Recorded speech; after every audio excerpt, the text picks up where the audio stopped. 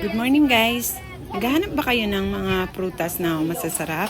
Ituturo ko sa inyo kung saan makakabili ng mga masasarap na prutas at makikita mong fresh pa talaga. Dito lang yan sa May Divisoria, sa likod ng 168, papuntang Juan Lunay Street. May makikita kayong street na maliit dyan. Right side, makikita nyo po yung tindera. Tapos may mga pa-pre-taste po yan. Dito kami talaga bumibili, suki po namin yan. Marami po siyang mga suki kasi nga matatamis talaga yung mga prutas niya.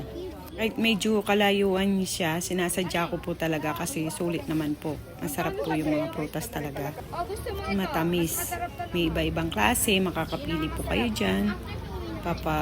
Pre-taste niya para sure kayo talaga na matamis siya. Hindi meron na ako. Fuji yung kinuha ko. Ay, boss, ulog sa dali, boss. Ay, sorry. Sayang. Cherry ka naman.